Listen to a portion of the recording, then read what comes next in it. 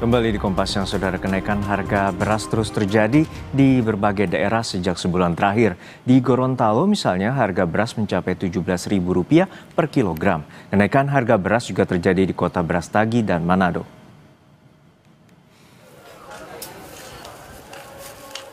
Harga beras di Gorontalo terus naik dari sebelumnya Rp14.000 hingga Rp16.000 per kilogram, kini mencapai Rp17.000 per kilogram. Kenaikan harga bervariasi tergantung jenis dan kualitas beras. Beras Pandan Wangi menjadi varietas paling mahal, yakni Rp17.000 per kilogram. Salah satu pedagang bilang, kenaikan harga beras ini sudah terjadi hampir sebulan dan terus merangkak naik. Pedagang mengaku kenaikan harga terjadi karena stok beras lokal dan luar daerah menipis. Kenaikan harga beras juga terjadi di kota Brastagi, Sumatera Utara. Kenaikan harga rata-rata adalah 5% per liter. Pedagang mengaku keuntungan mereka berkurang drastis karena daya beli masyarakat juga turun. Di Manado, Sulawesi Utara, lonjakan harga beras menyebabkan omset pedagang beras di Pasar Pinasungkulan Kota Manado turun hingga 50%. Jika dalam sehari pedagang menjual 250 kg beras, kini hanya 100 hingga 150 kg. Hal ini terjadi karena daya beli masyarakat menurun. Harga beras termurah di Manado yakni Rp15.000 per kilogram. Sementara beras premium jenis Serayu dijual Rp16.000 per kilogram. Tim Liputan Kompas TV. Wakil Menteri Pertanian Sudaryono meminta pengoplos beras premium ditindak secara tegas, baik secara hukum, menyusul adanya dugaan pelanggaran mutu dan kualitas oleh sejumlah produsen. Tindakan tegas menurut Sudaryono perlu dilakukan tidak hanya ditujukan untuk pelanggar, tapi juga sebagai pesan kepada yang lain agar tidak melakukan tindakan serupa. Sudaryono menyebut ada 212 merek dan perusahaan yang sedang ditangani polisi. Beras oplosan. Oh, lagi ditangani sama kepolisian, ada 212 merek dan perusahaan sekarang lagi dipanggil polisi. Nanti 40% ya, Ya, temuan kita. Makanya ya harus ini jadi momen yang kita tindak tegas supaya semua tertib. Kita nggak mau lihat yang ke belakang, kita mau tertib ke depannya kita tertib. Pemerintah menyebut 212 merek beras premium diduga oplosan sehingga merugikan konsumen hampir Rp100 triliun per tahun.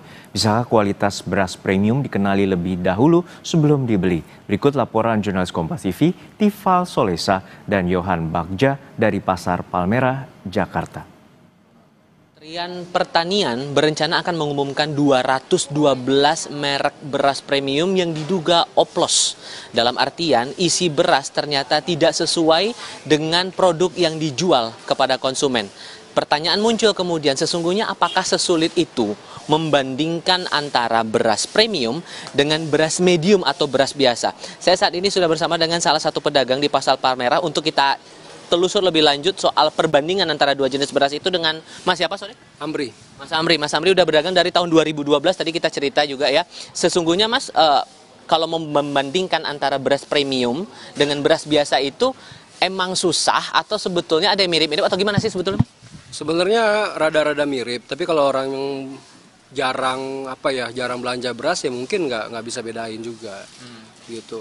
Tapi tolok ukurnya yang paling gampang, kira-kira apakah sebatas dari harga yang paling mahal itu pasti premium atau gimana sebetulnya, Pak? Dari barangnya dong. Kalau harga beras medium dijual beras premium kan kalau nggak tahu barangnya juga bisa ditipu juga. Kalau beras premium itu kan dari fisiknya aja udah beda kelihatan.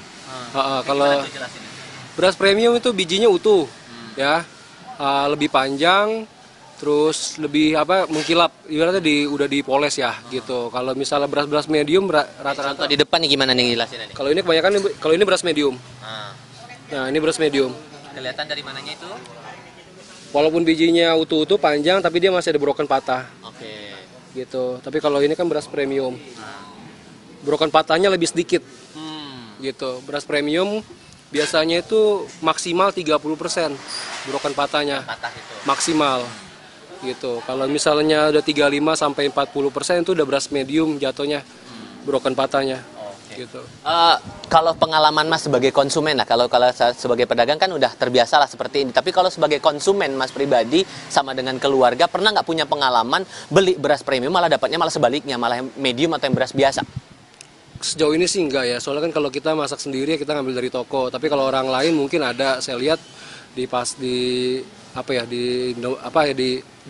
retail terdekat gitu, kalau saya lihat barangnya, harga sama barang sih emang sebenarnya jatuhnya medium gitu, kelihatannya emang beras medium gitu. Jadi memang agak tricky ya kalau membandingkan secara fisik itu, dan kalau Mas sendiri kalau mau gampangnya nih konsumen membandingkan antara premium dan medium atau beras biasa tuh paling gampangnya lihat dari mananya sih? Apakah sebatas dari fisik berasnya aja? Dari brokernya aja, biji patahnya. Kalau misalnya biji patahnya kelihatan kelihatan banyak, itu sebenarnya jatuhnya medium. Tapi dari kualitas nasi sih nggak jelek, bagus juga. Sama juga. Sama gitu. Mas Amri, thank you ya, udah mau bagi-bagi pengetahuan nih barang-barang kita semua. Karena setidaknya dari koordinasi terakhir yang dilakukan oleh Kementerian Pertanian bersama dengan Satuan Tugas atau Satgas Pangan Polri, ini ada nilai kerugian yang ditaksir mencapai angka 99 triliun rupiah per tahun yang akan ditanggung konsumen imbas dari beras premium oplos ini, yang jelas sedikit banyaknya akan berpengaruh kepada konsumen, baik itu kerugian material maupun juga hasil yang dibutuhkan oleh konsumen atas pembelian beras premium itu. Nah, sejauh ini dari pihak pemerintah bersama dengan polisi ini masih akan saling berkoordinasi dan disebut akan segera mengumumkan 212 merek beras premium oplos yang sudah ditelusuri oleh pemerintah. Tifal Solesa, Yohan Bagja, Kompas TV, Jakarta.